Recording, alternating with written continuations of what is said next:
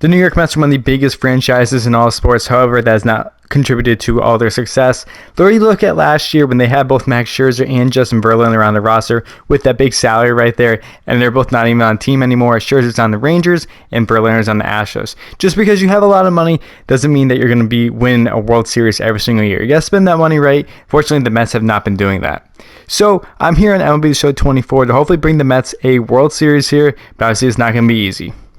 As you can see, we're here on MLB The Show 24 with the New York Mets. Now, obviously, this is the start of my franchise series with the Mets. Hopefully, things can go in the right direction.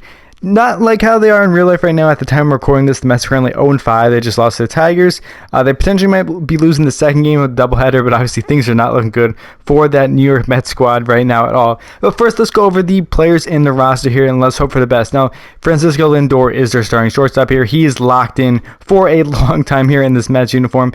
Locked in through the 2031 season there with that base salary of $34 million a year. Now, obviously, the 31 home runs, 98 RBIs, very solid there. The strikeouts are pretty high, though. Did 254, though, with that big salary. Isn't really the best. However, you can still rely on Frankie Lindor. However, especially at the end of that contract, I don't really know if that's going to be worth it or anything, but we will see what happens. Obviously, his first year as a Met, he did struggle. 2022 was okay. Hopefully, he can improve his average this year. Obviously, at the start, real life, the average really isn't the best. We also have Pete Alonso here on the New York Mets. Now, Pete Alonso is a free agent after the 2024 season here. As you can right here, he's averaging $20.4 million this season. But are the Mets even going to be paying him in real life?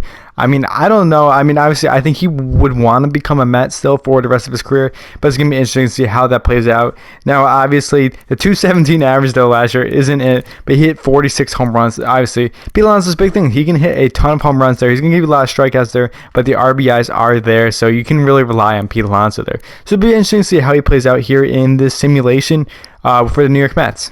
Edwin Diaz will be returning this year for the Mets. He has an absolutely electric bullpen entrance there. Obviously, he missed all of last year. What an incredible season here in 2022, though. 1.31 ERA and everything, only 9 earned runs there. That was absolutely crazy right there. And I'm just saying, see, hopefully he does really well and everything. He is 30 years old. He has a huge contract, though, for a closing pitcher. Imagine $20 million as a closing pitcher. Shout out Josh Hader, too. But, let's see how this goes down here. Obviously, when he's on, though, and he's healthy, Edwin Diaz is absolutely electric.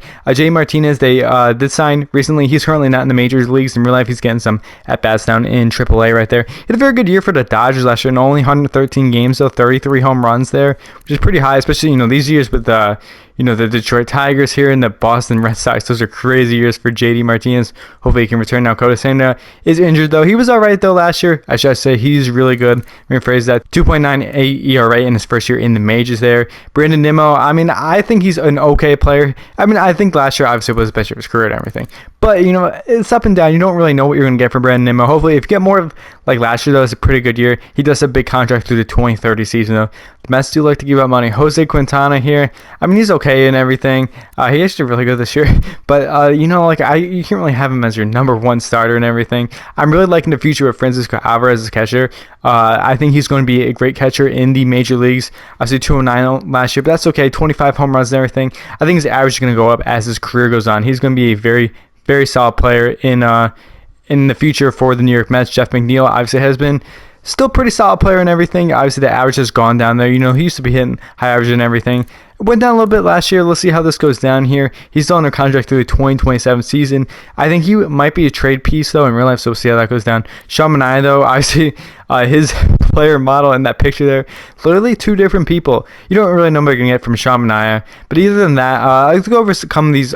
Let's go over a couple of these other players. Harrison Bader is also on the squad. I think he's okay player and everything, but, he's not really the future of the squad. By any means, the pitching does need some help. Hopefully, Luis Severino come in this year for the Mets. Obviously, he played for the Yankees his entire career. Let's see if he can do well in a New York Mets uniform. The Mets don't really have much going on here in reality, but I am excited for the future here with Luis Angel Acuna here. I think he's going to be very, very good in the future, and hopefully he does well. I believe they acquired him in the Max Scherzer trade. Don't quote me on that one, though. It might be the Verlander trade. I'm sorry. It's late at night. Don't quote me on that. Either way, I think he's going to be very, very solid here. Drew here, I also think he's going to be pretty good. We'll see how this goes down here with those two top prospects. And I do think Bret Baty there, I didn't talk about Brady yet, but I think he still can put it together. And I know he didn't really do good last year or anything, but You gotta give him some slack. He's still only 24 years old. Anything's possible here. So I'm hoping for the best here with Bret Baty and the New York Mets. Now, obviously, the biggest issue is the pitching. They have no pitching, really. And they just don't have any pitching at all. So it'd be interesting to see how things play out here for the New York Mets. Now, obviously, let me show you guys the lineups here first this season here. They're saying I should start Starling Marte here with Jeff McNeill, J. Martinez, Pete Alonso, Brandon Nimmo, Frankie Lindor at 6. I don't know about that one. I'll change that up. Alvarez at 7, Tyrone Taylor and Bret Baty. I'd probably start Bader actually over Tyrone Taylor. But we do have some big moves that have to be made here. And I don't know if I'm probably not going to make them in this first video there because I'm going to place in a couple games here with the Mets, and then we'll see how this goes down. But either way, this is, the Mets are saying they're the 11th ranked team this year. I don't really know if they're like the 11th ranked team. I think they probably are a little bit worse than that in reality. I think the pitching is going to be holding them up here. The lineup here, essentially, if you have JD Martinez, Pete Alonso here, and Lindor aren't performing there, I don't really know if you can really rely on Brandon Nimmo as your best player. You know what I mean? Alonso has to keep hitting home runs there, but we do have an interesting decision to make. If we're at the trade deadline and everything, if he's not performing well, do we trade Pete Alonso there? He's got 99 power both sides. Do we trade him? I don't know. But the thing is, though, obviously, the Mets, they're not afraid to spend any money at all. So we're not going to be as afraid to spend any money either at all.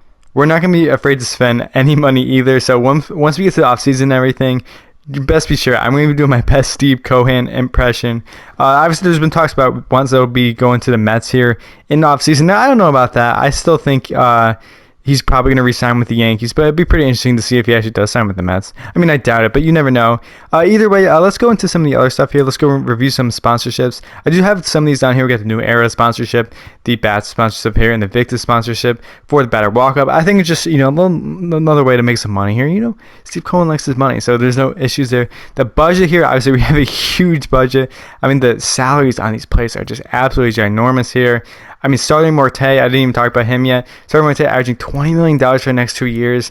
I don't really think that's the best contract either. But so I'm probably going to be trading Marte here. Actually, that might be today. But I mean, like I said before, Steve Cohen is not afraid to spend his money. So let's see how this goes down here. Actually, the first one that I am going to do is I am going to trade Starling Marte. Get that salary off the books here. It doesn't really matter what player we get or anything. Because like I said before, it doesn't really matter.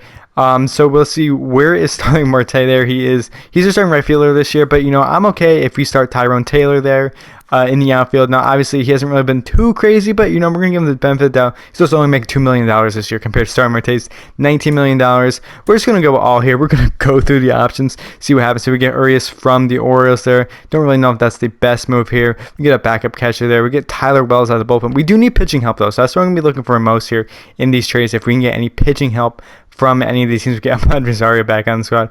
We get Phil Matten here. That would be pretty interesting, though. I mean, obviously, it's not a crazy deal, but we need pitching. So we get Jordan Romano from the Blue Jays, who's a very solid pitcher. I think about that one as well. Andrew Vaughn from the White Sox there, but we got first baseman though. That's Pete Alonso though, so we don't really need a first baseman there. I think that one trade beforehand, I think is probably going to be the one that we're going to go with here. Miguel Sano, I actually hope he has a really good year this year with the Los Angeles Angels there. And I think we're just going to go through them all here. We can get Matt Barnes, though, from the Nationals. Only $740K this season. I don't...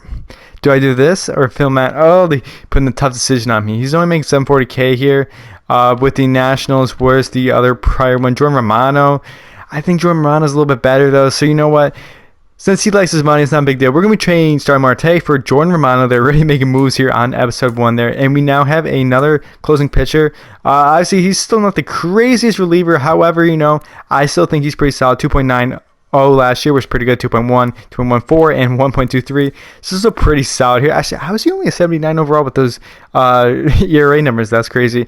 7.8 million made in 2024. 2025 he had an arbitration year, and 2026 he'll be a free agent. Hopefully this is going to be able to bump up the pitching staff here just a little bit. Obviously it's not going to be anything too crazy, but I think it will get the job done. Now, something I did want to go over here as well is how the series is going to be set up. Now, obviously, the first couple of games here have happened in real life. Now, obviously, at the time of recording this is today. This is Thursday, April 4th. Now, obviously, every single game in real life has occurred at this point.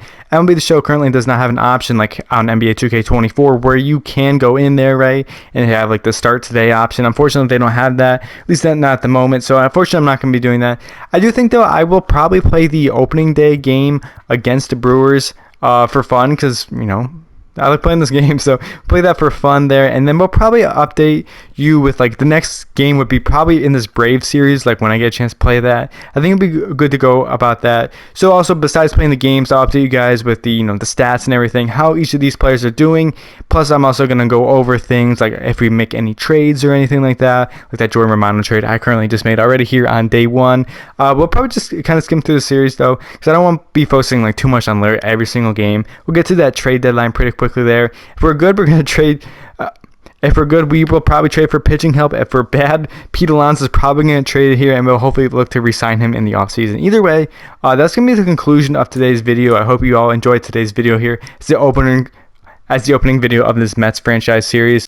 So leave a like if you want to see more of this series. Comment if you're new here. I would say to play for the Mets. Now, obviously, I am a Yankees fan, so this is a little bit awkward. However, though, I think the Mets are a pretty interesting team. No, obviously, I think the best thing for all of New York and everything, you gotta have both the Yankees and the Mets, you know, do good. You gotta have that 2000 World Series and all that. But obviously, things are not looking good for the Mets right now. So obviously, my goal here is in this series to hopefully bring the Mets back to their glory there and potentially win a World Series. Now, obviously, it's not gonna be easy. No, it is not. But we'll see what we can do. So that's the conclusion of today's video once again. Hope you all have a great day, and I'll see you next time.